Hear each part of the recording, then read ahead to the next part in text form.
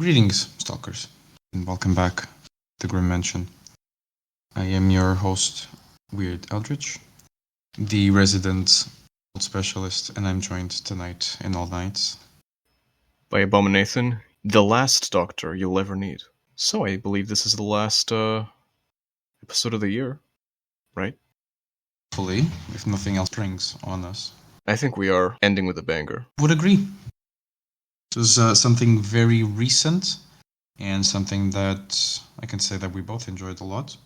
Mm-hmm. Very close to my heart, for sure. Completely understandable. So we're talking about a classic, retold, again, by a Grymm Mansion favorite. We're going to be discussing Guillermo del Toro's Frankenstein.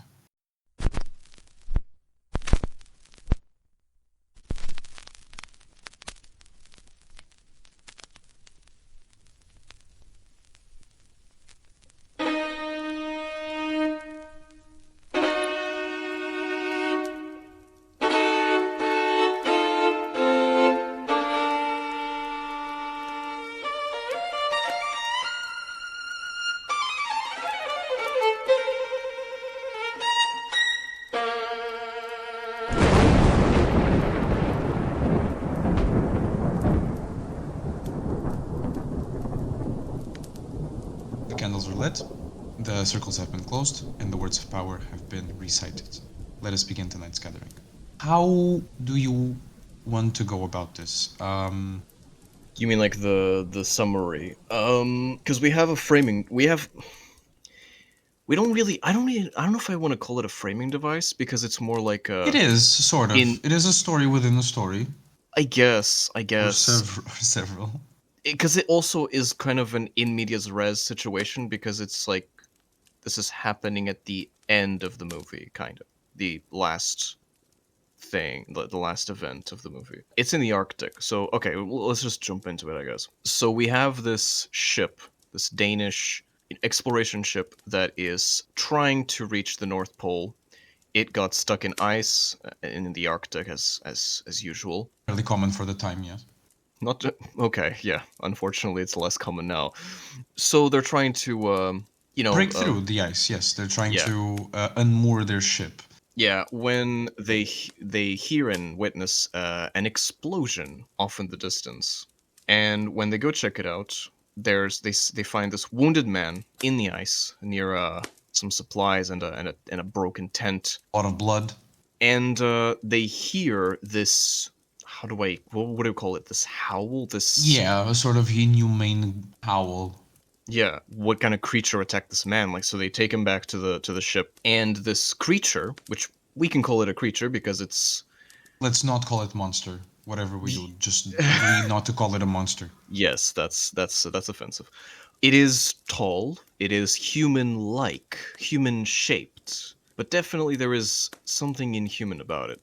And they shoot at it as it's coming, begging for them to. Begging, sorry. More like demanding. Demanding. Give them Victor. Give him Victor. Demanding that they give him, the Victor, and they shoot at it, and the bullets do nothing until the captain decides to use a blunderbuss to shoot the ice underneath the creature so that it falls and plunges into the cold ice. This is while the creature is trying to turn the ship around in a very keel the ship over, like capsize the ship. Yeah, capsize that. Thank you. That's the word I was trying to. Yeah, very, very, very strong. Very, very strong. So the captain goes to the man, Victor, who has woken up, and he asks him like to explain what's going on. Victor says that thing can't be killed, and I know that because I made him. I created him.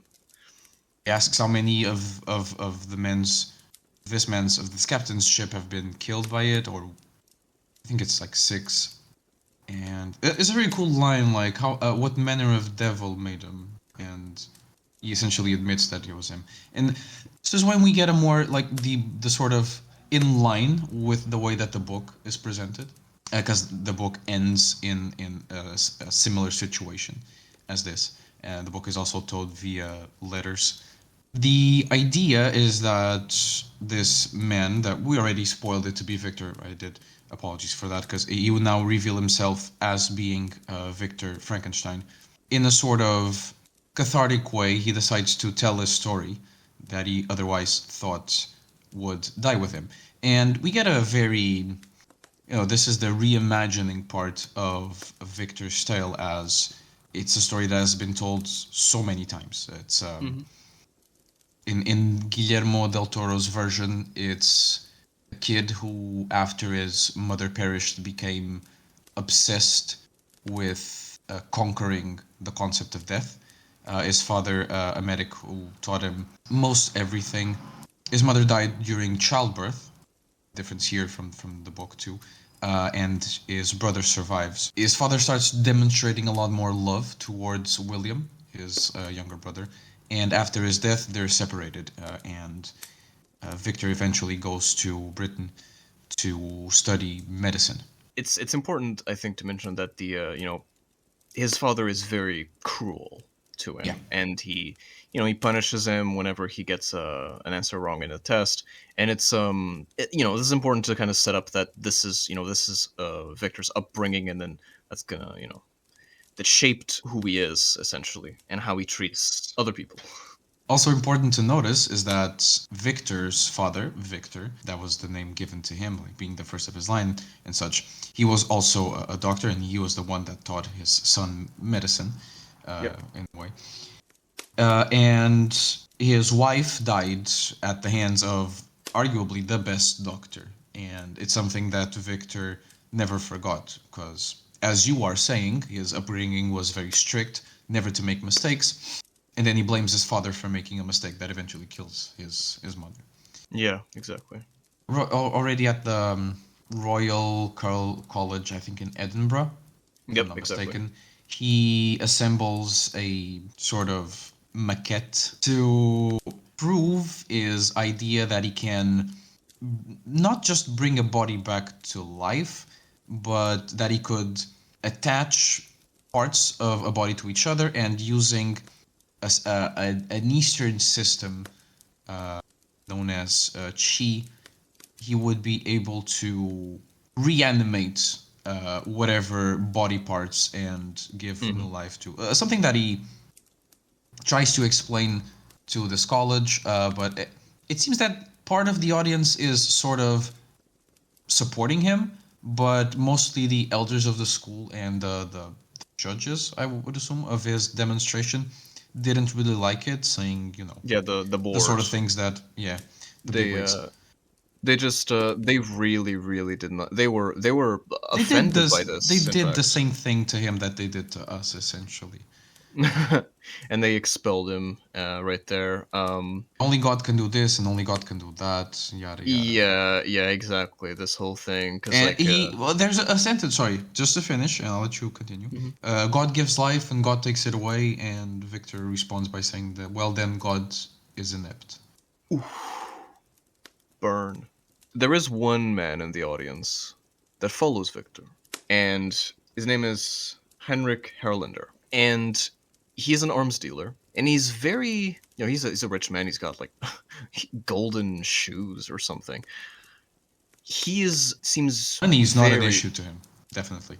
yeah, he's very very interested in Victor's studies and projects. He will spare no expense to see it done. Yeah, and he offers to essentially become his patron, and he offers him a lot of things.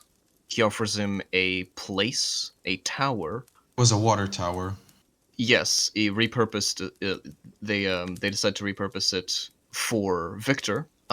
He also shows him a piece that he has acquired. Not entirely sure where. These are he mentions as part of a collection of anatomy like pieces, I guess, which are carved in wood. And this one, I guess, is one that's less known. It is the depiction of the lymphatic system. Victor's idea, because one of his issues, yeah, so he can bring. Essentially, he's proven that he can reanimate corpses. Like he can bring life back into dead tissue via electricity. Problem is how long it lasts. Yeah, the problem is you need the power source. So while it's alive while it's connected, but then you disconnect it and it dies. And so he realized if I use the lymphatic system, it can become its own like battery. So it's like the living organism becomes its own source of energy. And yeah, that was like a eureka moment for him. It so happens that I think William, I guess, was looking for a wife, and I'm not entirely sure how this. I don't remember exactly how the details of this, but basically it ends up that William, so Victor's brother, gets engaged with Harlander's daughter, niece, sorry, Elizabeth. There's a sort of chemistry between them. Elizabeth isn't really your typical Victorian woman. She ain't like other girls. Definitely, she speaks her mind. She has a very progressive suffragette way of thinking. I think I can say that. She's definitely she has a very progressive way of thinking, definitely. And it's revealed that she was in a convent. They have a discussion at dinner about ideas and how ideas by themselves are not really worth anything. She explains it by, mentioning the values that people are fighting for in this war while the plebs die and the nobles sit behind their fancy, just as proven by the scene that she is in, right? Yeah. So there's this scene where Victor meets Elizabeth and follows her into a church. He wants to confess, and Oh yeah. he manages to go on. No, do say it. Do say it. He manages to get himself into the booth and pretends to be a priest. Yes. But she's already like 2 steps ahead of him, and she already knows that it's him inside there. He starts driving towards the conversation to know if she's interested in the same way that he is about her, but she's kind of repulsed by him.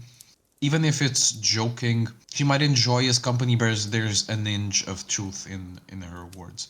I guess Victor invites her for dinner as sister-in-law. She has this bundle of books on her, and Victor guesses that they're romances, as any Victorian lady would. And apparently she's interested in insects, and she bought books on entomology, which is, unique.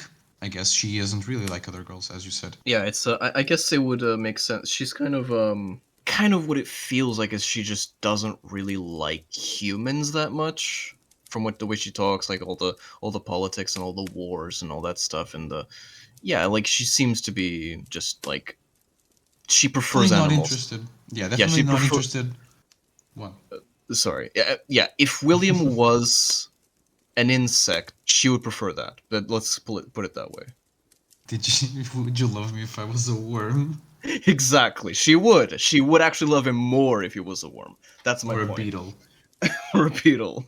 Right. Harlander, Victor, and William all gather at this tower. Victor and Harlander agree that they will do this as long as, Harlander gets to record. It's not really record, it's document the entire process, as photography is a novelty, and he's taken an interest in that. There's a very subtle detail that I only noticed like at the third viewing of the movie, which is a detail that comes into later. We were discussing about how his attire is, gold plated and stuff like that.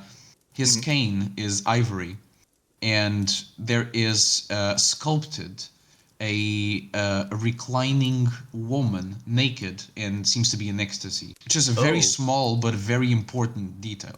Become important later. I did not notice that. Interesting. While there's this quasi pseudo romance between Victor and Elizabeth, and Victor's trying to keep his brother in the tower to make sure that everything is according to his demands. He even sends back a steel rod that was supposed to be pure silver so not steel.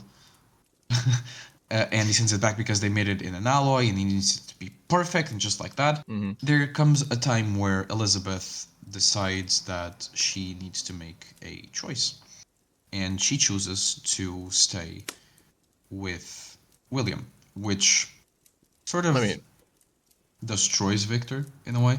Yeah, 100%. She did that kind of help him with the help him get another breakthrough, which was Yes. God, he was trying to find the like the right way to connect the joints, the nodes, and because she mentioned like the symmetry of the wings of a butterfly and whatever, and he realizes that he needs the nodes have to be also in the line of symmetry, so in the spine basically. So that kind of just, I guess, there's an upside for everything, you know. Conveniently, as everything is, as he has this breakthrough, Harlander tells him that there will be a battle soon, very close to them, and he will have all the bodies that he wants. And he kind of protests, considering that they're a battle, they're all destroyed, all mangled. Just as he's finished assembling this body, a storm comes through, discussing with Harlander. It's ready now, it's time, and Harlander's like behind green. Asks him for mercury. Pass me my cane, and inside my cane, and he opens it.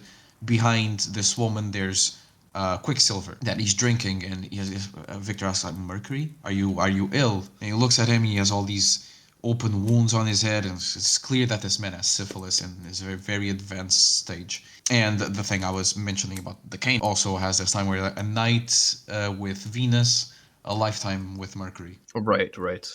That's people really thought that the cure for this kind of stuff was Quicksilver, which is, looking back, kind of stupid. Yeah, that was the wrong answer. But so that was because it was mentioned way earlier in the movie that he had like one day, and that day may never come. Victor is, of course, curious, and I mean anybody would be, that this guy is so interested in his experience, in his vision, that is willing to just give him everything, the money, the bodies, and like, what do you get in return? What's the catch? That was, and he never explained. He said there is one thing I'm going to ask you in return later, but he never said what it was. And now it is revealed that yes, he has syphilis. He has one demand, which is that Victor place his brain in the creature. In some way, he wants to be there, like even if in control. It's assumed, I guess. Put me in his body. Yeah, I want to be in this new Adam. Victor is like, no, I'm not gonna do that because you're. Will taint the entire thing. You're sick. Yeah, you're sick. You're gonna ruin the whole thing. He says something along the. It's actually quite. I like the line because he says something along the lines of your body. It's full of It wasn't like corrupted, or it's something along the lines of like, I don't know what the word is, but it's basically compromised, right? It's infected.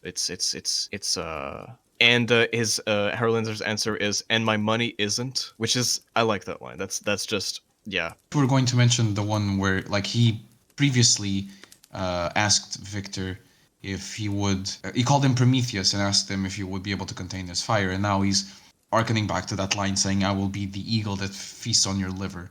Thought you were going to mention that one. As he's right. There's also that whole. As he grabs the spike. Supposed to be conductor, and threatens to throw it down the the shaft. True. the shaft. Yeah. Yes. Yeah. So he dies. He falls, and his skull is just like obliterated. And to be honest, like when I saw, this is one of those things that you could just tell when you know movies. Like the first time that I saw the tower, the interior of the tower, and I saw those pits, I was just like, yeah, somebody's gonna fall down. Somebody's gonna fall down here, like obviously, like, and so yeah, so we get that payoff, I guess. There's no time to clean up the body or whatever because the storm is here, and Victor sets up the transmitters, and he waits basically He has the thing. He raises the creature, which is surrounded, which is has been encased in this like harness, I guess. Very Jesus-like, also. Yeah, in a kind of strange pose, and he just waits, and the lightning comes. The lightning powers the machine. It is faulty because it did actually the prongs did end up falling down, and one of them is a little bit bent, and that seems to maybe be causing some problems. Regardless, he thinks that the experiment has failed because the creature is not coming to life, and he plunges into his bed. Overlooking a statue of Saint Michael that he's been praying to his entire life. Yeah, the statue that yeah, it comes to life because he had a vision, and there's a whole thing, and he accuses, he said, you lied to me. Nevertheless, he wakes up the next day and the creature is there. It is alive. We don't get the "it's alive" line though. That's Which, yeah. to be fair, isn't also in the book. Yes, it is. Bring up the comparison, but it is True. iconic. But it is very iconic. It is iconic. Right. So yeah, he did it. The creature is very, infant-like. It essentially is afraid of everything, something that it will eventually reveal. Victor elects to put it chained in somewhere in the tower, as he really doesn't want to deal with his new pet and with the consequences of what he done. There's a retelling of Jeff Goldblum's famous Jurassic Park line, where he's like, "I never considered what comes after creation." Mm-hmm. Yeah, he feels empty now. It's because he did it. He did it. Now what? Like his entire life's work. Now what?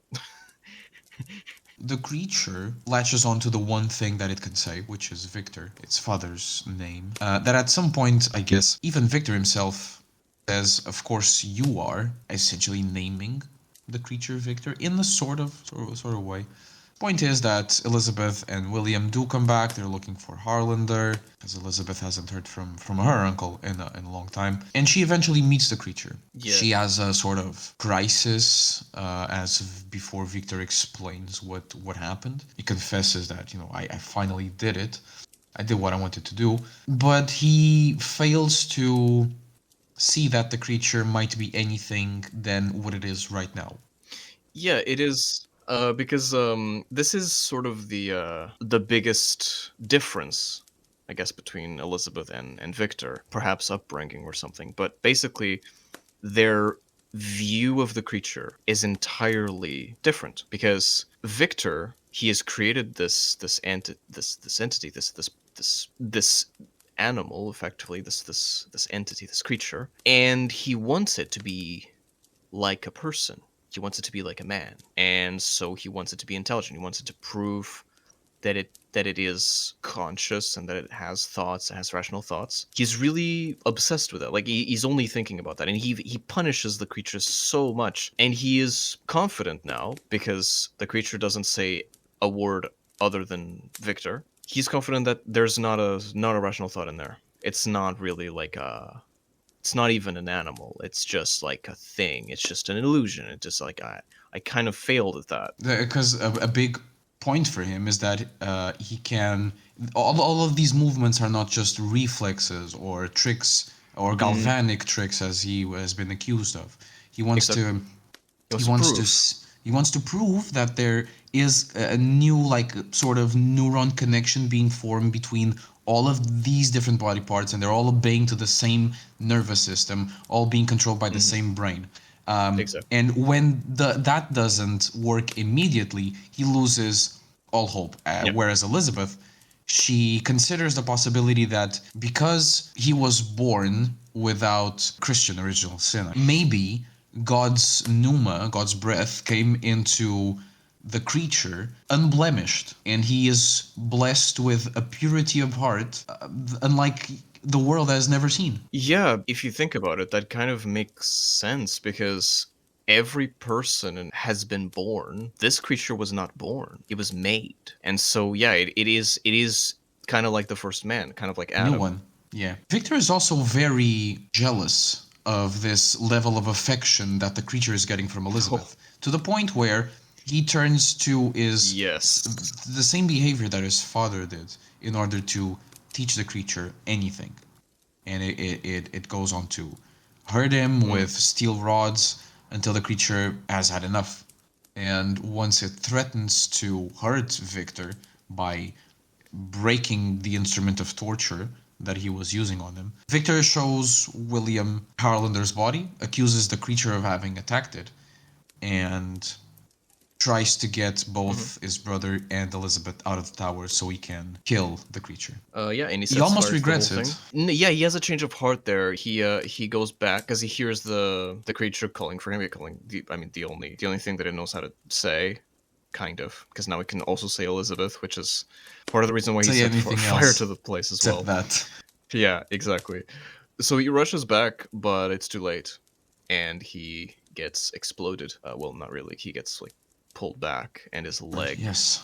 gets all And so torn this up. is where where Victor still ends, right? And at this point, we're both like, this is like Yeah, yeah. this is still half of a movie going. This is what we know already. Yeah, there's like a whole side of this that isn't being told. And so the creature arrives in the cabin. So when the creature realizes that Victor has told his tale, he says, "Then I shall tell you mine." And there we go. We get these other half The of exact the movie. point where he escapes the tower and finds himself in the shores of some forest. He finds some berries to eat next to some deer, which incredibly do not flee from him, almost as if proving Elizabeth's theory. Unfortunately, this Yep. deer gets shot, and these hunters see the creature and, scared of it, also shoot it. It's bleeding profusely, and it runs scared of these hunters.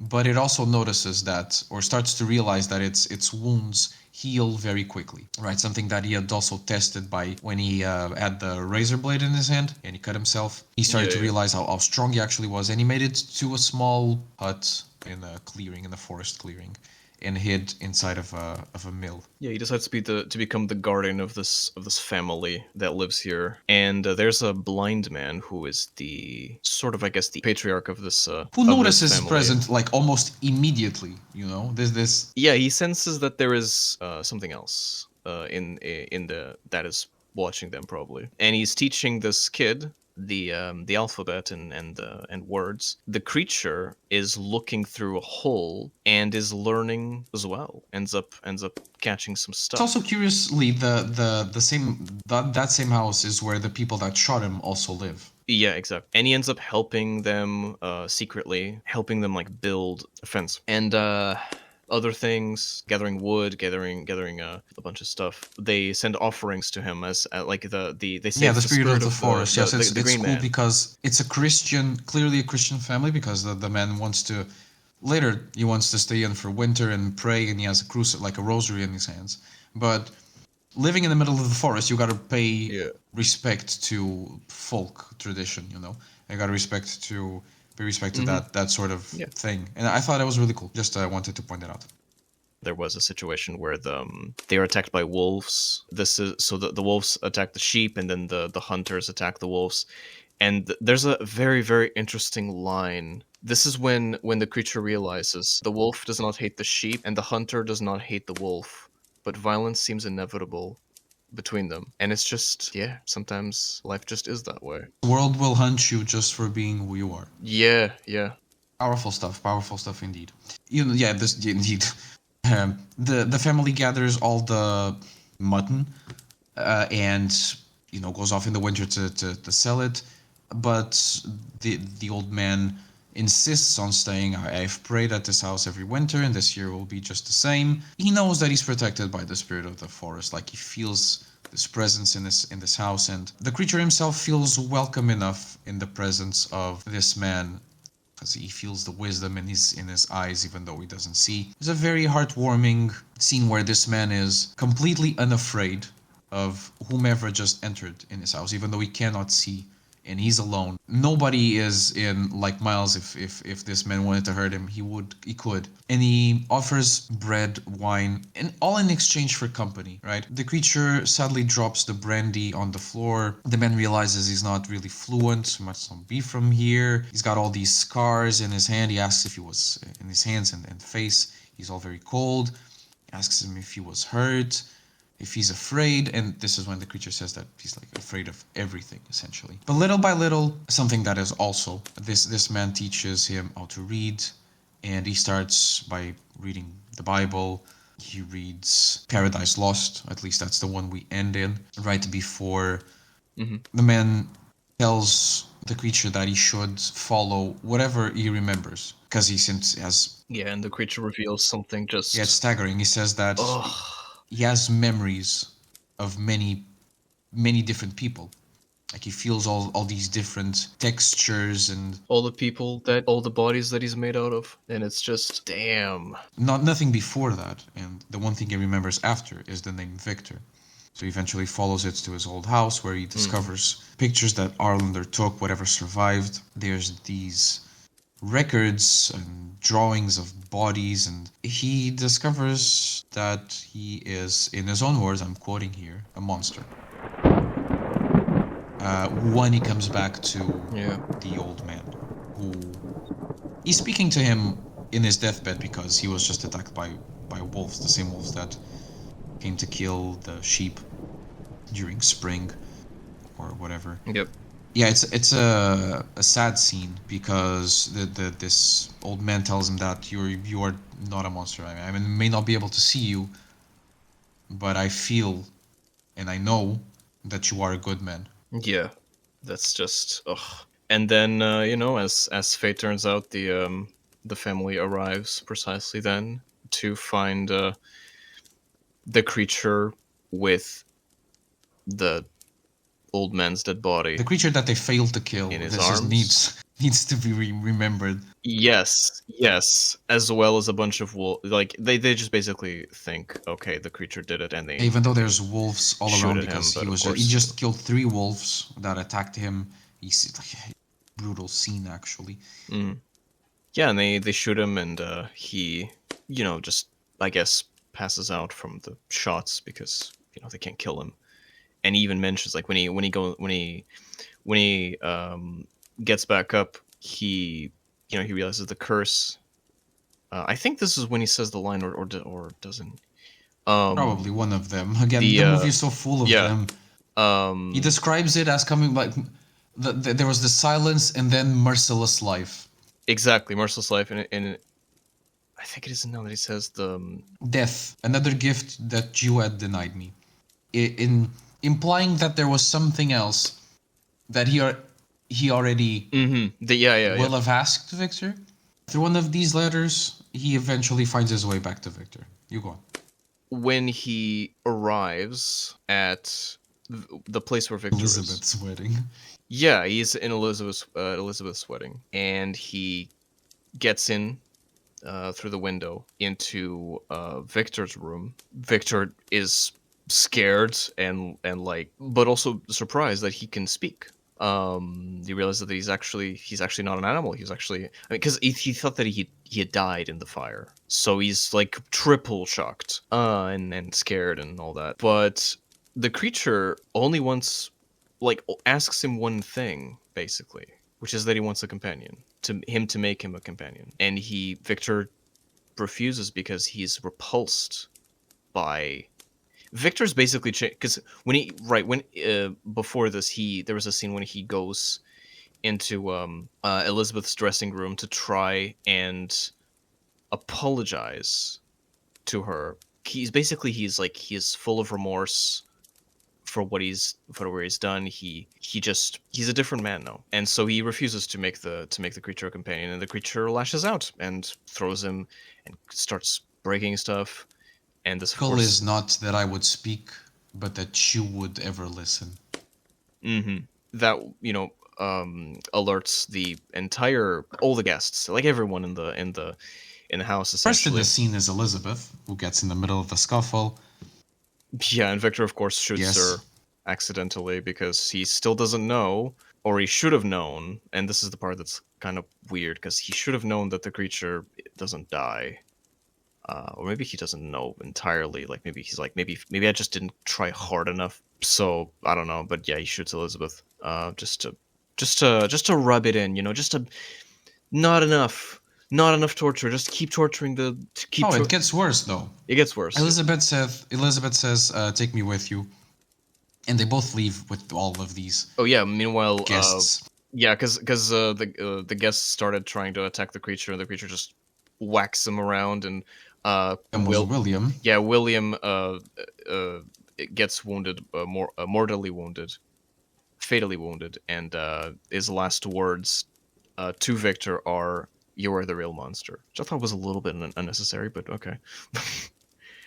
just rubbing Yeah, it in, I guess. the creature takes Elizabeth into this cave where she monologues about the brevity of life and love, and to die in front of him is like essentially the happiest she could ever go.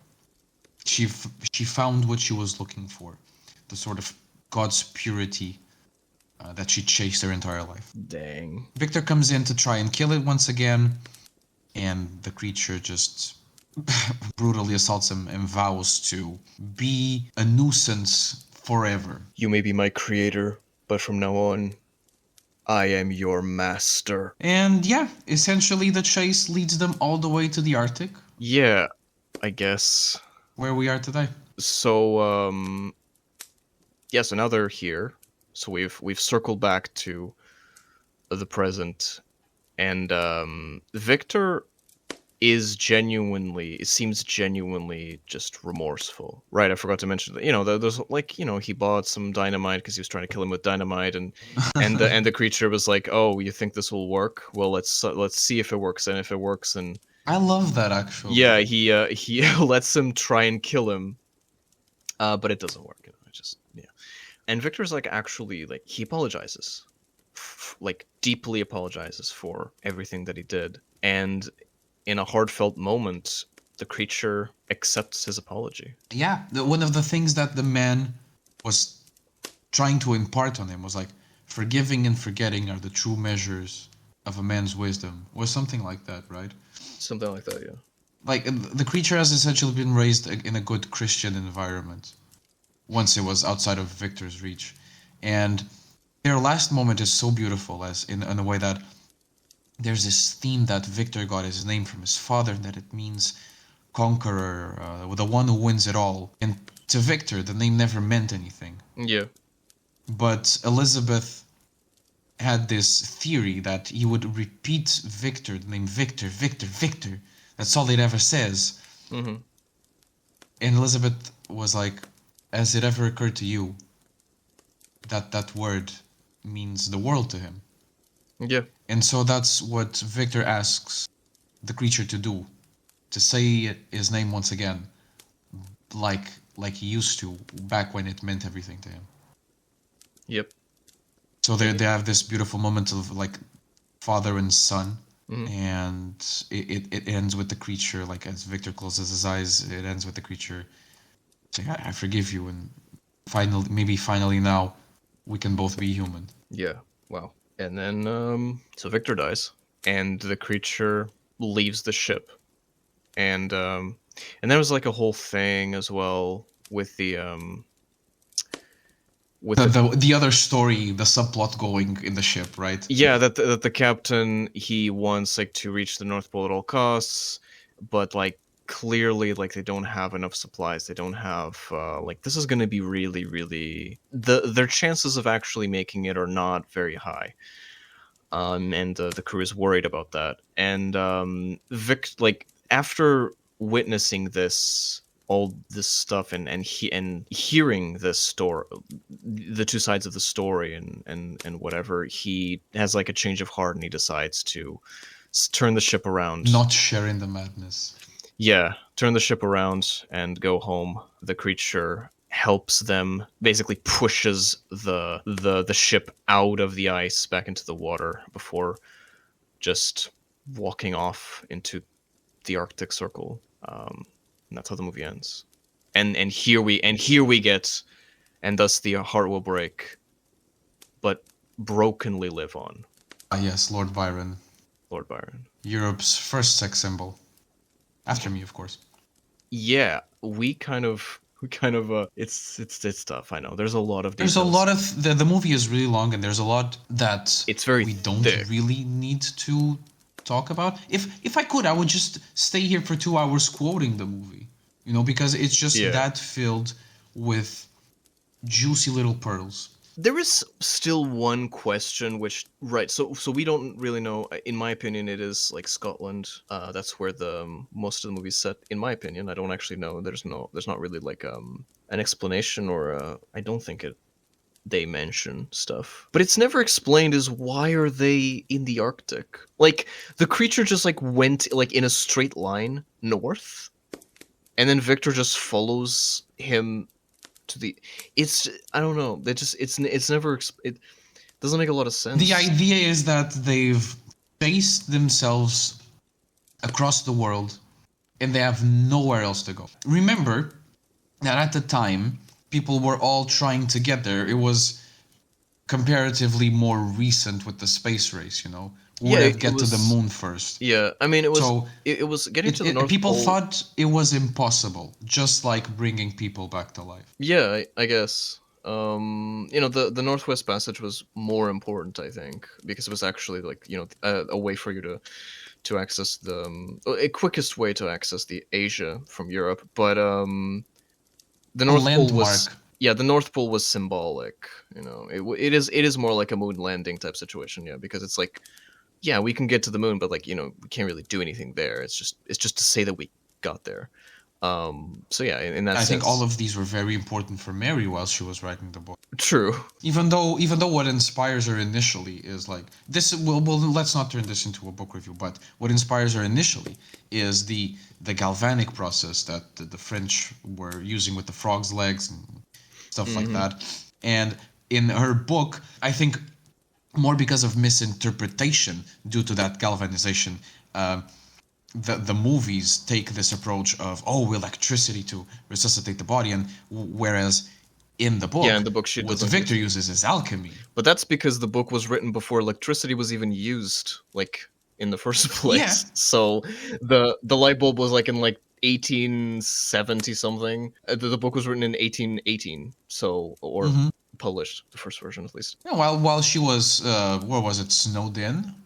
I don't remember, but there's this anecdote. It wasn't really an anecdote. That they were all in locked inside of a house or something, and they were forced to have this competition. See who would come up with the best story. And the one of the other people in there was like other than her husband was the person that you just quoted, Lord Byron. Lord Byron, yes. Who died at a very young age. Yeah, Mary Shelley was badass. This essentially is the foundation of, or a sort of proto-science fiction. Yes, they say that this is the first science fiction book. I guess. I mean, you could consider that. I guess it's a little depends on your definition of science fiction, but yeah, I could see that. It's definitely one of the most, possibly the most influential gothic fiction book ever. I think. I can't Jekyll and Hyde. Think of another one, Jekyll and Hyde, but Jekyll and Hyde I don't think had as much impact as this one had. Like, holy. Okay, fine. Dracula. They're both sure. Okay, fine. But this one, yeah. But this one is up there. It's up there with the classics. There's stories of creatures coming back to life, and Dracula is a sort of creature that comes back to life from the dead, but is more inspired in the folktales of vampires and Strigoi and whatever than exactly. That's it's such a creative story. Do you remember reading this when it first hit the presses? Well, as you may or may not know, this book was kind of what started everything for me, because I became obsessed with this concept. Understandable, like doing it to yourself, like it doesn't go over me. Of course, I never really wanted to create. I mean, of course, I did that, or I tried to, and I am. Well, I have a project that I want to show you later, but oh no, you've seen glimpses of it, but It's not ready. But yeah, my interest wasn't really I wasn't really too interested in creating new life as much as just extending life that already existed, because I did I understand the position. I understand the points and all the stuff about immortality and all this stuff, but let's not forget that this is we're still talking about humanity here, and like I have long since passed that phase. I am no longer that these things do not concern me anymore. All this ethics of whether immortality is good or bad or a curse or a blessing or that all that is beyond me. I'm beyond that now. But yeah, when I was still a human when I read this, and I did understand the complexities of the themes that were mentioned that were talked about. It just is very very thought provoking. It's very yeah, as you said, it's very unique, but it's also very just very profound. Very there's a lot of stuff in there. I agree. To me, this is magnitudes better as a again. I feel like we're going to be discussing the Yeah. book a lot more. Magnitudes better than Dracula. It's just probably the best Yeah. gothic novel ever written. Circling back to the movie that we're supposed to be talking about, it's a Guillermo del Toro movie. Like so, it's gonna have Through and through. all of the Got the aesthetic of Crimson Peak with all the monster of Shape of Water. exactly. You put it perfectly. Yeah.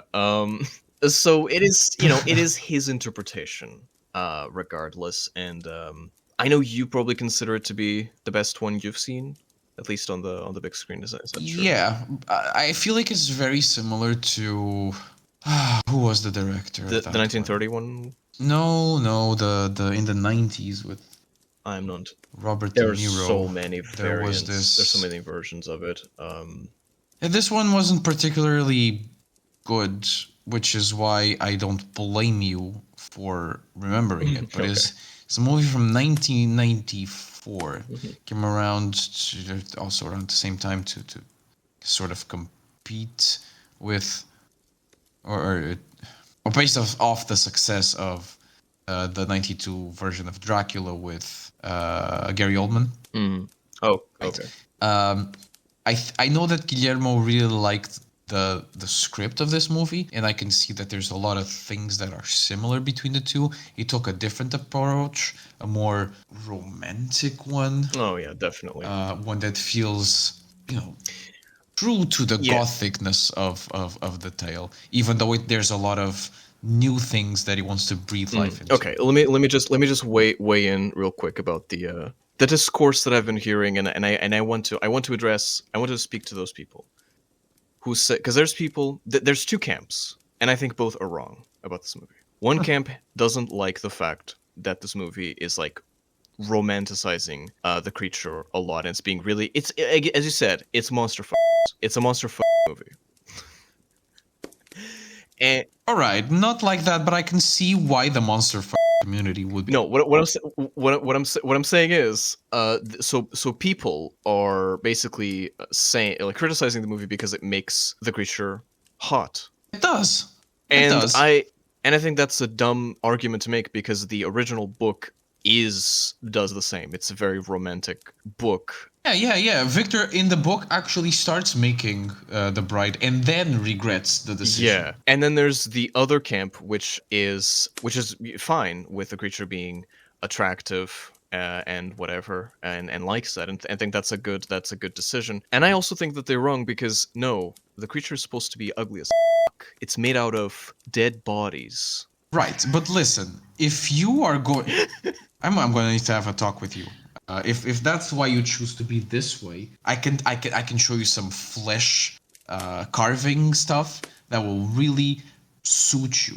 Unless this is the aesthetic you're trying to go for, which is corpse-like in nature.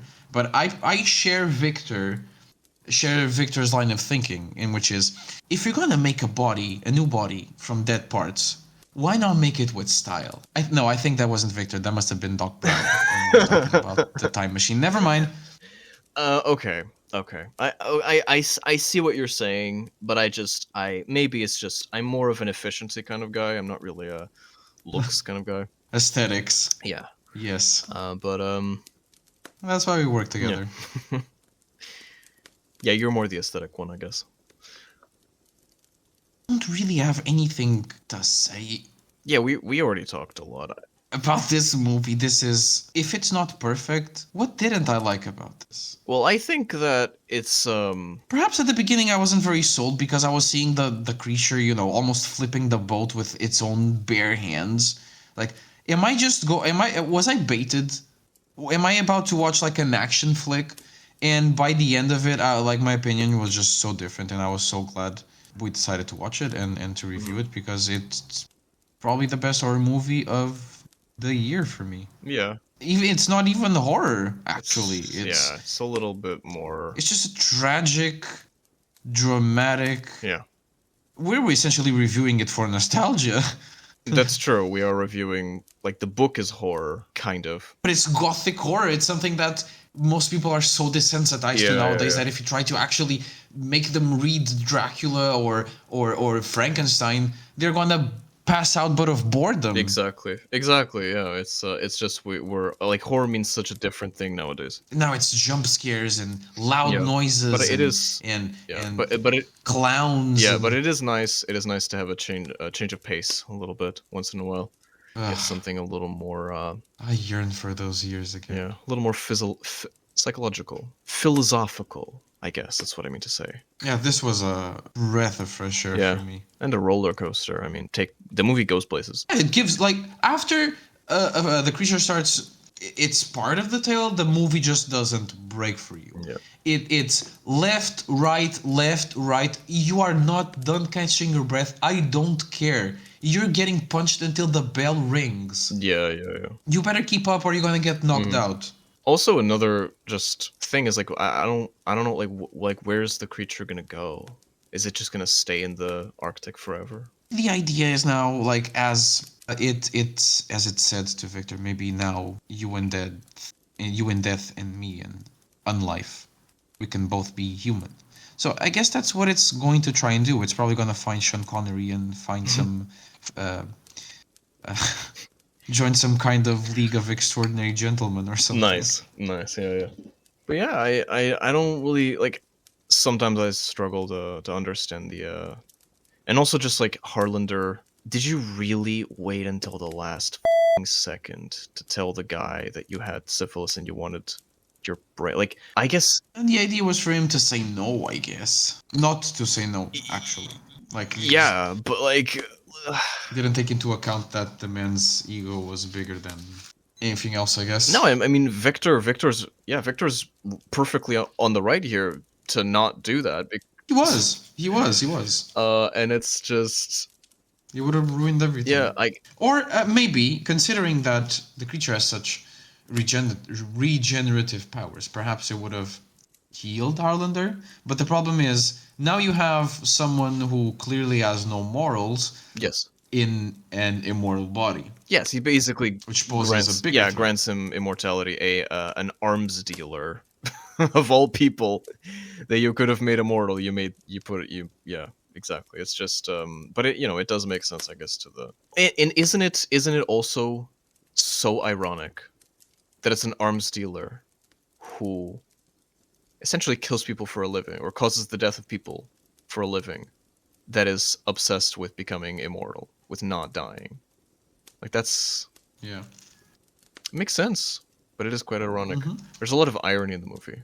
A lot of irony. Yeah, the arms dealer that died because his arms couldn't hold him. Oh, damn! Terrible joke. But I also noticed a hinge of World of Darkness, sort of Promethean, the Created. The idea is that there's several different types of Prometheans, which are, Frankenstein-like creatures. Frankenstein is just one lineage of, coming from Victor. There's Egyptians because of the myth of Osiris and stuff like that, right? Their ultimate goal is to become human. Oh. Like, become like Pinocchio, like, sort of style, like real life human. Which is interesting, because one of Guillermo del Toro's last movies was also an adaptation of Pinocchio. Yeah. I'm starting to notice a pattern here. So what you're saying is I'm saying that Guillermo del Toro is no longer human and he.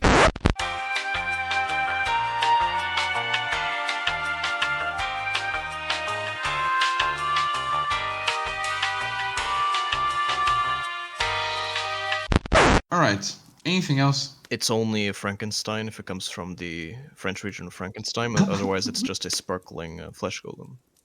That's what I want to say.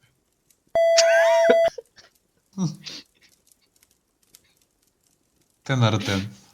All right, I would put it at like a 9 out of 10 or something. I won't budge. I will fight you. You don't. We can disagree on this. Cash me outside, how about that?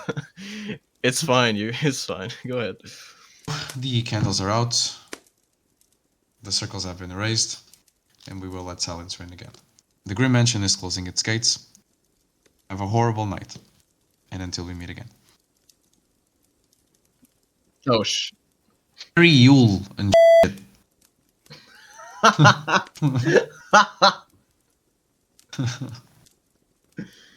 Merry Yule and